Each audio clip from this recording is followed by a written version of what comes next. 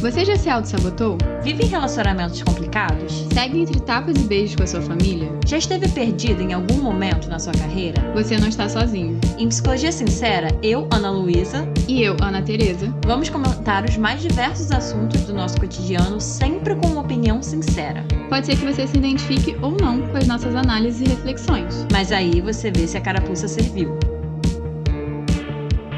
E aí, gente, sejam bem-vindos a mais um episódio do Psicologia Sincera. Hoje vamos fazer o nosso quadro queridinho e o queridinho de vocês, que é o Analisando, que, pra quem não conhece, é um quadro onde a gente lê histórias em anônimo dos nossos ouvintes, que eles enviam pra gente, sabendo que vão participar desse quadro. A gente lê essas histórias, a gente junta histórias similares, com temas similares, para ter uma linha de raciocínio também entre uma história e outra. E a gente comenta em cima dela a partir das nossas percepções, da nossa experiência clínica, das nossas teorias e das nossas opiniões sinceras. Se você quiser participar desse quadro, a gente está sempre aceitando histórias novas sobre os mais diversos temas. Relacionamento, pode ser família, pode ser trabalho, pode ser amizade, pode ser sua ansiedade, pode ser uma questão existencial que você esteja sendo, crise de identidade. O que for, a gente está aceitando história, então vocês podem enviar pra gente no meu podcast psicologiasincera@gmail.com. E se você quiser prioridade na fila dessas histórias desse quadro Analisando, a gente dá prioridade para os nossos apoiadores do Orelo. Assinando por um valor super simbólico, você tem acesso a essa prioridade, além de ter um episódio extra exclusivo por mês. Agora, inclusive, para quem é nosso apoiador ou quem ainda não é, vocês conseguem apoiar a gente rapidinho, super fácil. A gente tem uma página com os nossos episódios exclusivos aqui dentro do Spotify mesmo, então aí embaixo vocês podem ver, embaixo do botão de seguir, vai ter um bannerzinho para vocês terem acesso aos nossos episódios exclusivos, mas só quem é apoiador pode ouvir de fato. Então a gente vai deixar esse convite para vocês, por favor, apoiarem a gente, ajuda muito a gente na produção desse podcast, é o que nos mantém, inclusive. Então, se você gosta da gente, se você já maratonou todos os episódios e quer mais do Psicologia Sincera, ou só quer dar o apoio, seu carinho pra gente, por favor, se tornem apoiadores. O link vai estar aqui embaixo na descrição do episódio. Além também do link da nossa comunidade no WhatsApp, que hoje em dia a gente tem pra gente poder trocar com os nossos ouvintes. Essa é gratuita, vocês podem entrar, a gente pergunta opinião de episódio, vocês comentam o que vocês acharam do episódio, a gente pergunta até sugestão de tema mesmo, a gente já, inclusive, fez um episódio recente que foi totalmente baseado no que vocês estavam pedindo pra gente lá na nossa comunidade, que é o nosso episódio sobre bebês reborn. Então, entra na comunidade, vem ficar mais perto da gente, não deixa de participar, o link também vai estar aqui embaixo na descrição do episódio. E agora sim, vamos para as nossas histórias. Como vocês podem ver pelo título, hoje a gente vai trazer alguns contextos. A gente vai trazer duas vivências de pessoas LGBTs, mas quem tá ouvindo e não LGBT também não precisa sair, não é exclusivo necessariamente essa comunidade, mas a gente achou importante poder dar voz a essas pessoas, até porque nesse momento que a gente tá gravando, a gente tá em junho, no mês do orgulho, né? Então, a gente achou que valia a pena a gente poder trazer um pouco essas histórias pra cá, e a gente vai falar também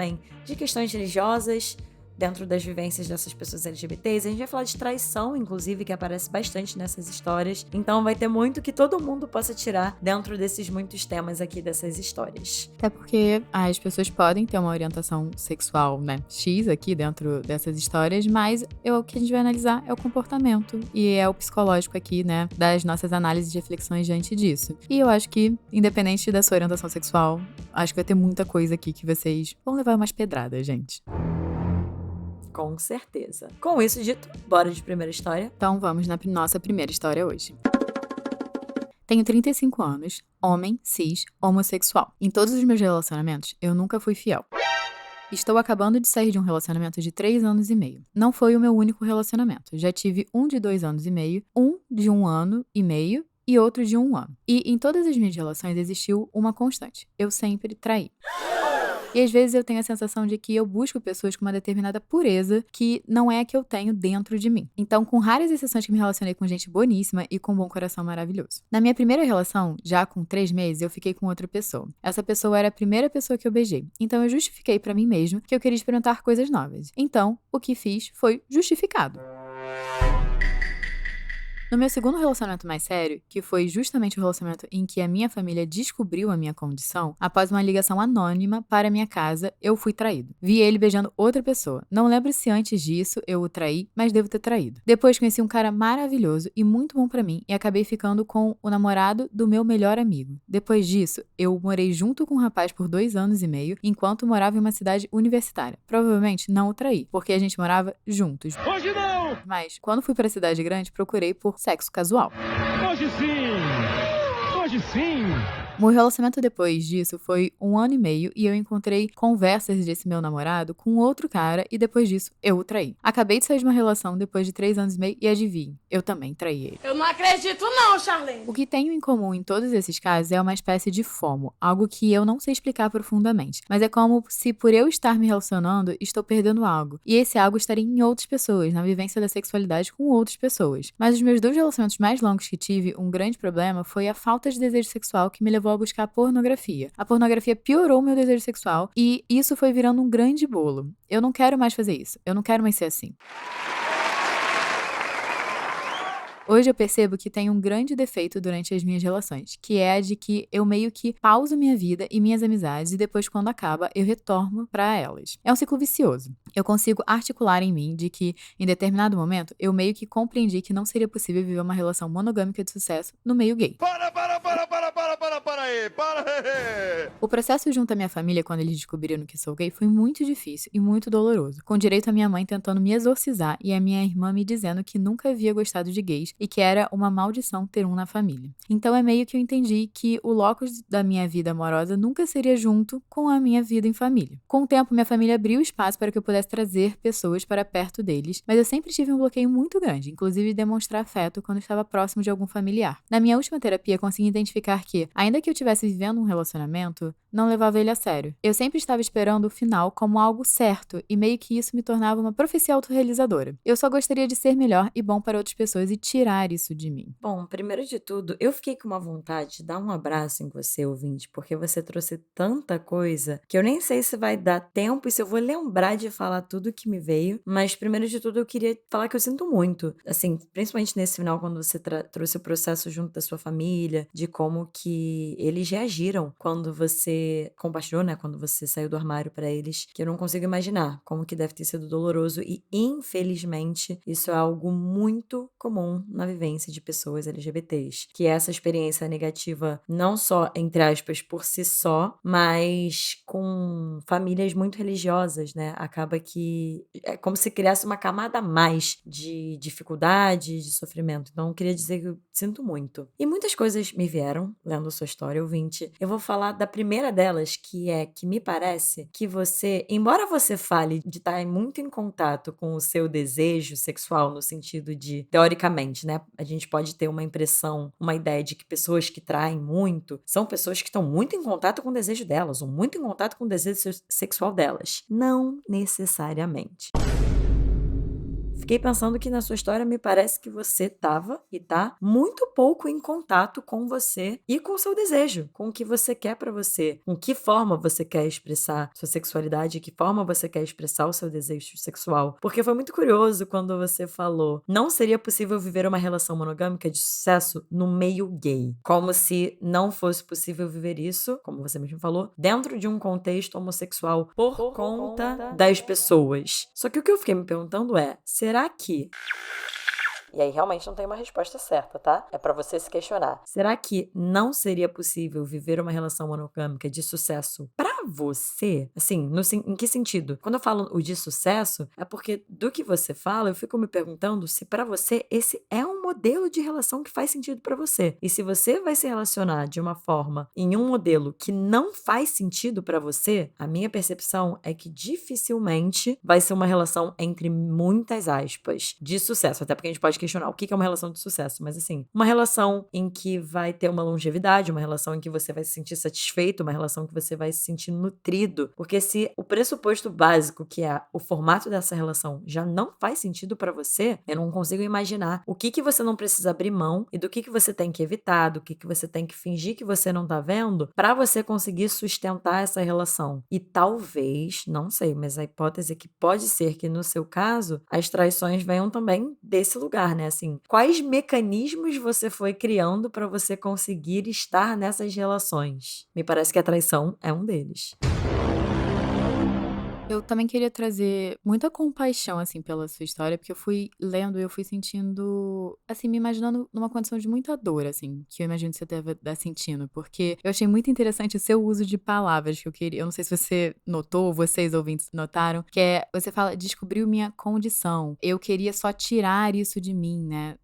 Eu não me relaciona com pessoas boas, né? E aí você até fala que a sua família tentou te exorcizar. E aí eu já teria uma pulguinha atrás da orelha se isso também não vem um pouquinho da sua família, né? Mas a gente não tem acesso porque é só uma terapia pra gente entender de onde vêm as nossas crenças diante do mundo. Mas me parece muito que você tem uma crença que dentro da terapia cognitiva comportamental, a gente sempre tenta identificar o que a gente pensa sobre a gente mesmo, né? A gente tem ideias já que a gente, de acordo com a nossa história de vida, com os nossos cuidadores, que a gente cria sobre a gente mesmo. Você me parece ter um tipo de crença que a gente fala que você é uma má pessoa, você se considera uma pessoa ruim. Portanto, que parece que até pra você ter uma coerência com o que você acha de você e com o que você faz, você vai traindo mesmo não querendo, né? Então, causa muito sofrimento quando a gente tem uma ideia de si e a realidade não é compatível. Então, muitas vezes a gente molda a nossa realidade pra ser compatível com o que a gente pensa também. E a gente tem que tomar muito cuidado, porque não acredito que você seja uma pessoa ruim, mas eu acredito que você seja uma pessoa machucada. E você acaba machucando por estar machucado e não estar olhando pra isso. Até você me falou da questão do FOMO. E como é que eu vou conectar essas duas informações? O FOMO é uma pessoa que tá com medo de ficar de fora. E eu tava ouvindo um podcast essa semana, porque eu também gosto de consumir outros podcasts aqui com conteúdo de saúde mental, que eu posso até deixar aqui na descrição. Que a Bella Reis, ela fala sobre você se sentir seguro o suficiente nas suas relações e consigo mesmo para você ser ausente nelas. Então, relações que são fortes, que têm uma base sólida de entrega e tudo mais, você poder ser ausente nelas só mostra o quanto a relação é forte. Então, eu fico pensando, você tem FOMO e será que você tem medo de não se fazer presente? E as pessoas te esquecerem, as pessoas te deixarem, as pessoas te abandonarem, as pessoas não te levarem em consideração? E aí também vem num senso de si, né? Será que você acha que você é uma pessoa tão interessante e aí você só precisa estar ali, você tem que estar ali o tempo inteiro presente para as pessoas te acharem interessante e te levarem em consideração? Então, por que você não pode se ausentar? Por que você não pode ficar de fora? Eu tô me questionando muito isso.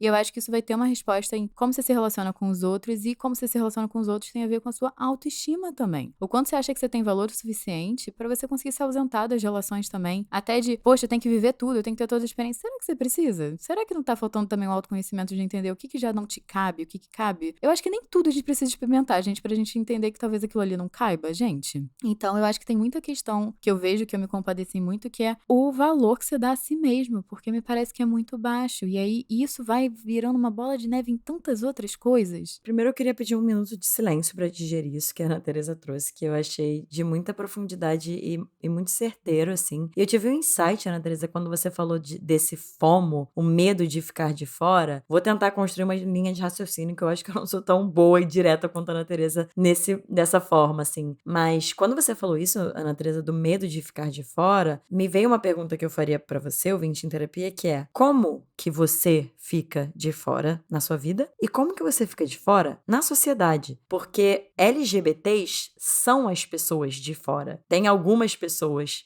que socialmente são as pessoas de fora, que na verdade são todas as pessoas que não estão dentro de um padrão cis, hétero, branco, magro, enfim. Mas pessoas LGBTs estão de fora, que a gente chama, inclusive, das pessoas que são pessoas marginalizadas. Então, eu fui muito pra esse lugar, Ana Teresa, quando você falou do FOMO dele, né, desse medo de ficar de fora, e como que ele pode falar. Sim, eu entendo que você trouxe nessa sua vivência de estar de fora, né, de FOMO, de, por exemplo, você estar se relacionando monogamicamente com uma pessoa, e sim, ouvinte, quando você escolhe, porque isso é uma escolha. A gente acha que não, mas a gente traz isso, né? Fidelidade não é algo necessariamente natural à nossa espécie. A gente escolhe se relacionar de uma forma monogâmica e viver essa fidelidade de exclusividade sexual. Quando você escolhe isso, você está, entre aspas, perdendo coisas, né? Você está perdendo a possibilidade de outras vivências, de outras experiências sexuais, e é por isso que a gente volta no ponto da escolha que eu comecei falando de você poder estar em contato com o seu desejo, que é se para você faz sentido fazer essa escolha, porque tem outras formas de relação que você pode acabar perdendo coisas, entre aspas, que você teria uma monogamia, mas você pode acabar ganhando outras. Só que voltando pro ponto que eu queria trazer aqui, você traz o seu FOMO dessa forma, mas eu acho que a Ana Teresa trouxe uma percepção muito profunda, mais aprofundada ainda, dessa sua sensação de FOMO. E aí eu pensei nisso para complementar, né? E ela trouxe algo muito importante, de como que quando a gente tem um valor, ela chama de crenças, na minha abordagem a gente chama de introjeções, que são essas crenças mesmo, são esses pensamentos, essas, como se fossem essas frases que a gente tem sobre a gente mesmo, que é o que a gente pensa sobre a gente, é o que a gente pensa sobre o mundo, é como se fossem as nossas regras diante do mundo, né? Muitas vezes a gente vive de acordo com essas regras sem nem saber, sem nem ter consciência de que elas são as nossas regras. Então, quando você vem de uma família que foi tão dura com você em relação, provavelmente, às opiniões dela sobre a sua orientação sexual, e que, mais uma vez, a Ana Teresa falou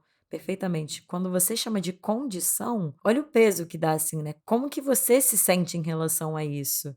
Quando você usa uma palavra condição. Será que você se sente dessa forma? Será que você, na minha abordagem a gente fala isso, né? Introjetou, como se você tivesse engolido essa crença da sua família de que o que você vive, né? A sua orientação sexual, na verdade, é uma condição. E aí é um lugar muito profundo de você poder olhar e da gente poder falar pra você que não é uma condição. Mas eu fiquei com vontade de falar isso porque muitas vezes a gente tem essas crenças e vai vivendo elas sem ter essa consciência. E eu fiquei com vontade de falar isso pra você quando você falou. Eu estava esperando sempre o final como algo certo e meio que isso se tornava uma profecia autorrealizável. Eu fiquei com vontade de falar de que socialmente isso tá mudando um pouco. Mas pessoas LGBTs, no geral, não têm um final feliz, né? Nas histórias, nos romances, assim, mais uma vez, isso tá mudando. Mas se a gente pegar essas histórias de uns anos atrás, assim, sempre teve um padrão muito específico para o qual eram garantidos os finais felizes, que inclusive são muito idealizados, como a gente sempre fala aqui no podcast, né? Desses romances, desses casais, desses filmes de fantasia, de que o casal heterossexual vive feliz para sempre. Mas eu fiquei com vontade de falar isso pra você, assim, de entender o quanto que você genuinamente acredita que o dar certo, entre aspas, cabe a você,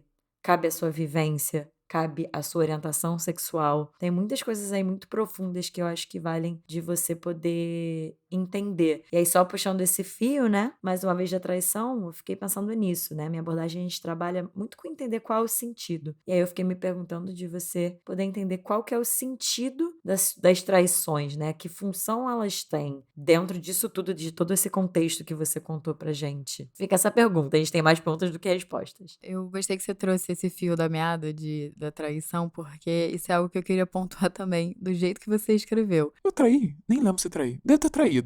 Eu achei isso muito curioso. Eu acho que a palavra pra mim é muito curioso, porque eu acho que se pra você não é tão importante ser traído, ou eu não sei, porque quando é algo que não te marcou, eu sinto que é algo que não tá conectado com o que você sente. Então não foi algo passional, não foi nada do gênero, né? Que muitas vezes a gente realmente tá conectado com aquilo ali, quer viver aquilo ali. Me pareceu algo muito desconectado. Porque não teve tanta importância no final se traiu ou não traiu, porque você nem lembra com quem você traiu, se você traiu. E aí eu já penso será que isso é uma fuga? E fuga do quê? Eu tô sentindo que é fuga de você, tá?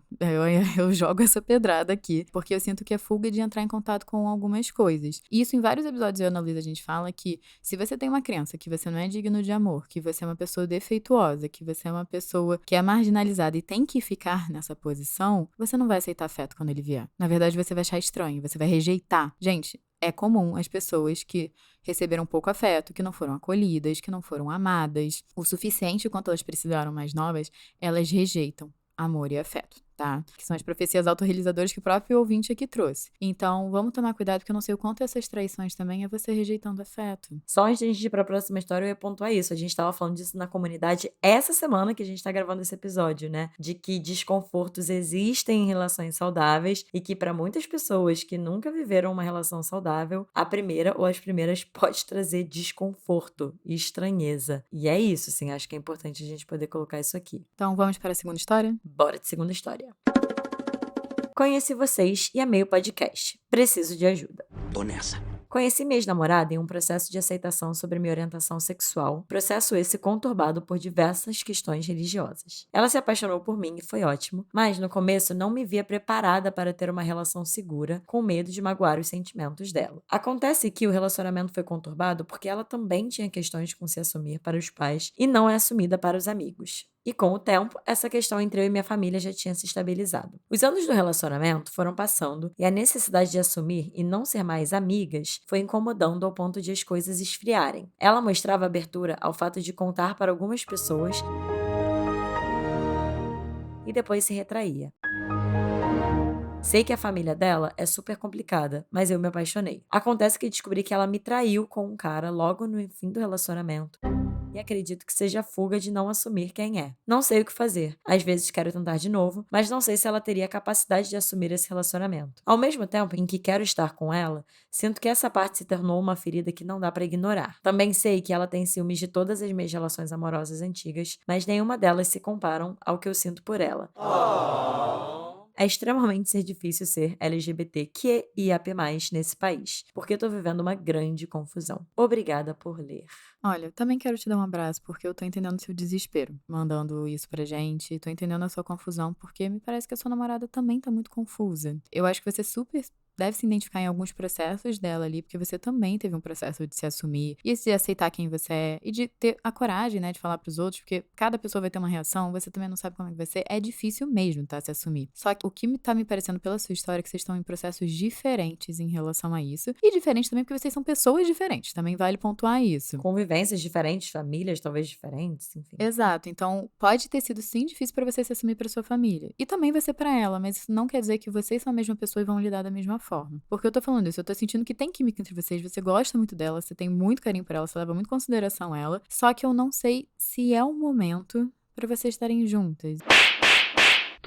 Eu não tô falando isso porque vocês vão se reencontrar e depois vai ser incrível, mas é porque ela tá num momento em relação à sexualidade dela diferente do seu. E até o fato de você talvez estar alguns passinhos à frente dela faz com que você queira vivenciar coisas que antes você não se permitia. Então, você agora quer poder assumir ela em público, você quer demonstrar afeto em público com ela, por exemplo. Você não quer fingir que você é amiga dela, você não quer fingir na frente da sua família, que eu acho super legítimo, tá? Você querer todas essas coisas, dado que você teve todo esse processo de se assumir. Só que talvez ela não esteja preparada pra isso. E toma cuidado pra você não se anular nesse processo. E projetos de relacionamento. Exatamente, eu ia falar ato falho incrível quando você fala projeto, porque é exatamente isso, né? É porque é a longo prazo, assim, eu acho que é isso que depois eu ia falar. Relacionamentos são apostas também. Muitas vezes você vai estar com alguém e a pessoa ela não precisa, gente, ter saído sob medida pra você se relacionar com ela. Eu não defendo você pegar uma pessoa perfeita pra se relacionar. Só que você tem que ver até que ponto isso não tá te machucando, o quanto você não tá se anulando e também o quanto você tá disposta a esperar o processo da outra pessoa. Porque muitas vezes a gente espera e a gente não tem, você não tem como saber, né? Quando ela vai se assumir, quando ela vai se sentir pronta pra tomar espaço na vida dela, porque é sobre ela, não é sobre você. E talvez você chegue e fale, olha, sei lá, depois de 3, 5 anos de relação, eu não quero mais esperar, eu cansei. Esse é um limite meu, né, da empatia e da paciência que eu posso dar. E tá tudo bem você ter limites. E tá tudo bem você não gostar dela. As relações, elas não precisam, algumas vezes, terminar só porque tem um drama envolvido. Muitas vezes é porque vocês chegam à conclusão que uma já não tá conseguindo suprir a outra. Exatamente. Eu queria só tirar um momento pra poder validar o que você falou, ouvinte, de que é extremamente difícil ser LGBTQIAP+,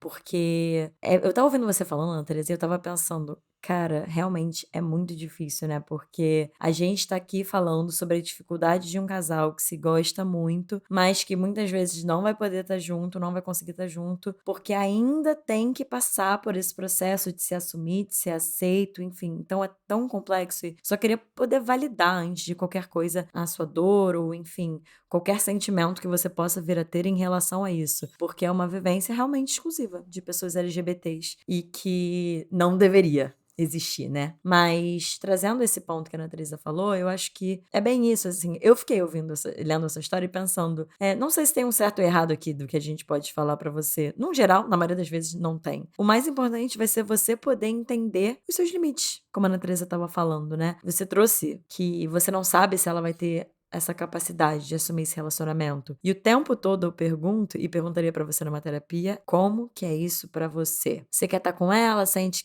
que essa parte se tornou uma ferida que não dá pra ignorar e como que seria viver um relacionamento pra você dessa forma. Ela te traiu com um cara, você acha que é a fuga de não assumir quem é, e como que é isso pra você? Eu voltaria assim, se você sendo minha cliente, o tempo todo pra você poder se checar. Porque é isso, tem muitos sentimentos e você pode chegar à conclusão de que pra você faz sentido assumir esse relacionamento, estar nesse relacionamento, sabendo que ela vai ter esse tempo. Mas é importante você ter consciência disso, porque a gente é responsável pelas expectativas que a gente coloca, né? Por esses projetos, como a Ana Teresa falou, né? Claro que o relacionamento envolve responsabilidade dos dois, mas a nossa expectativa diante de uma mudança da pessoa é uma expectativa nossa. Então é importante a gente trazer esse balde de água fria aqui pra você, de como que seria pra você assumir essa relação sem uma garantia nesse momento de que ela conseguiria assumir, porque como a Ana Teresa falou perfeitamente, isso fala de um processo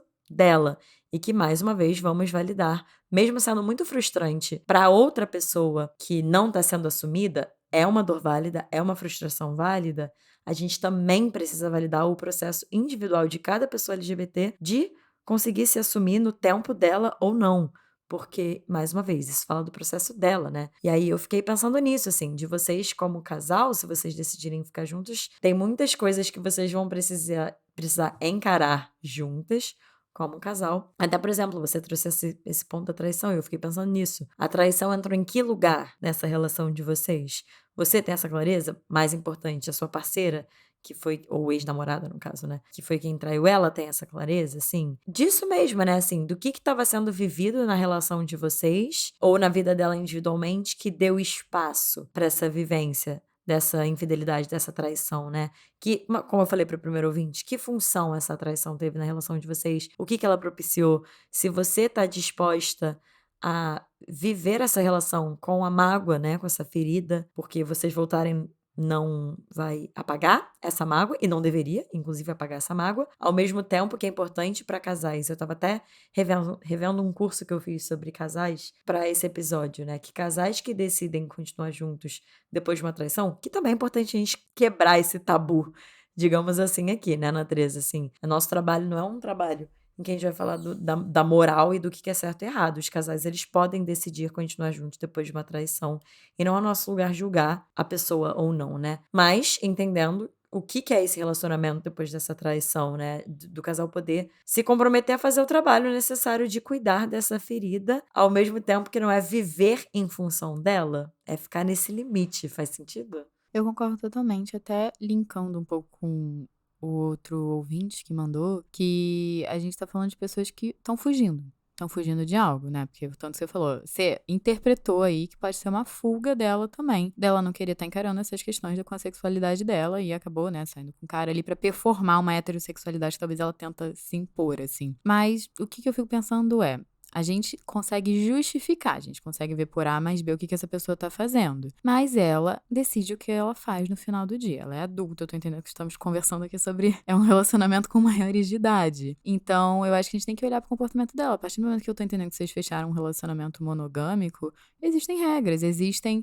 contratos aí que vocês fizeram que da mesma forma que você também vai estar se privando em algumas coisas e vai dando preferência pra ela, você também espera a mesma coisa em troca, porque um relacionamento são trocas. Então, olhando por essa perspectiva, ela não fechou com você nesse aspecto, dentro do contrato e das regras de relação que vocês têm. E eu entendo você ficar magoada com isso, porque eu sempre falo, a gente pode compreender o comportamento da pessoa e a gente pode ainda não continuar concordando. Vem de uma dor, sim, mas isso não quer dizer que ela tá certa em ficar causando dor nos outros porque ela está machucada. Então, aqui, como você é ouvinte, né? Vamos olhar pra você e pro seu emocional, porque quem vai ter que cuidar de você é você. No final do dia, eu sempre falo pros meus pacientes, o seu emocional, você que é responsável, o emocional do outro, ele é responsável. A gente vai tomar cuidado, obviamente, pra não esbarrar, pra não machucar, mas você tem que se proteger no final do dia. Então, se isso tá machucando muito, se isso vai esbarrar em questões que eu não sei, vai esbarrar em questões de confiança e de você querer precisar, né, reconstruir outras coisas na relação, você pode também não querer.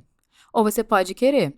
Mas eu acho que isso tem que ver o quanto também você tá suprida nessa relação, porque me parece muito, até com outro ouvinte também, que não tá sendo entrado em contato as faltas. E assim, toda relação tem falta, gente. É o grau de falta que você consegue tolerar dentro de uma relação. Então, isso de você não ser assumida, talvez seja algo que não tá mais tolerável pra você depois de alguns anos de relação. E é uma falta que existe dentro da relação que antes tava ok e agora não tá. Por isso que relacionamentos a longo prazo, a gente sempre tem que ficar revisitando se funciona ou não funciona, o que você precisa ou não precisa, porque isso varia de tempos de tempos. Então, tem esse fator que as pessoas mudam, né, durante a relação. Então, você tinha acabado de terminar o seu processo de se assumir, de estar se assumindo para os seus amigos, para sua família, e aí alguns anos se passaram, e eu imagino que você se desenvolveu na sua sexualidade, talvez até a expressão da sua sexualidade, e aí, será que essa caixinha que você tá comportando o seu desenvolvimento? Algo para se pensar. Com certeza. Eu acho que você tocou num ponto muito importante da falta, né? Porque não dá pra eu e a Ana Teresa aqui a gente generalizar o que significa uma traição dentro de uma relação, porque isso a gente sempre vai olhar caso a caso. O que significou essa traição,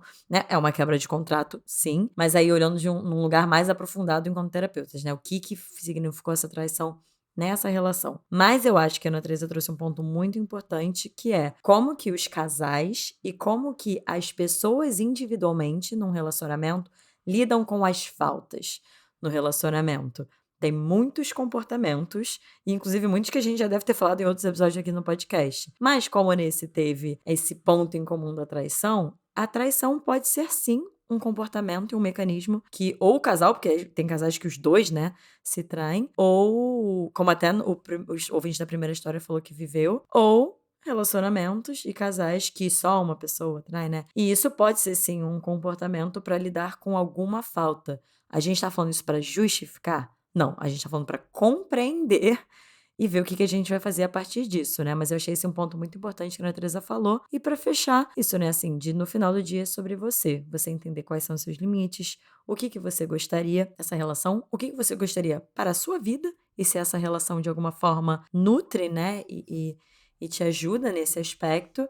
E certamente a confiança é um dos maiores pontos que precisam ser trabalhados depois da vivência de uma traição numa relação. Então, isso tudo são pontos para você poder checar com você mesma do que você quer e está disposta ou não a vivenciar em prol de uma reconstrução dessa relação.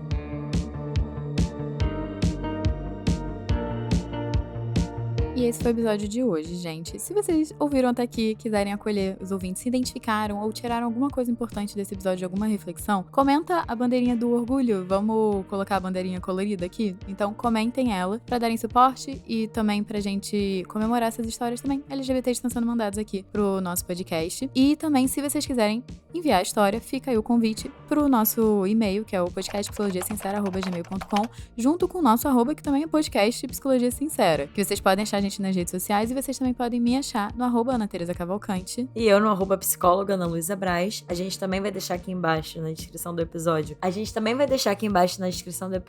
Os links dos perfis da nossa equipe aqui do podcast, de edição de áudio, de design e tudo mais. Não se esqueçam de compartilhar esse episódio se vocês acham que o que a gente falou aqui é relevante, que mais pessoas deveriam ouvir. Na verdade, a gente vai pedir, por favor, para vocês compartilharem, porque ajuda muito na nossa divulgação, para esse podcast chegar em mais pessoas, pra gente continuar crescendo, e também para vocês ajudarem a gente se tornando nossos apoiadores lá no Orelo. É de verdade um apoio que faz muita diferença para a continuidade aqui do nosso podcast. E é isso, gente. Um beijo e até o próximo episódio.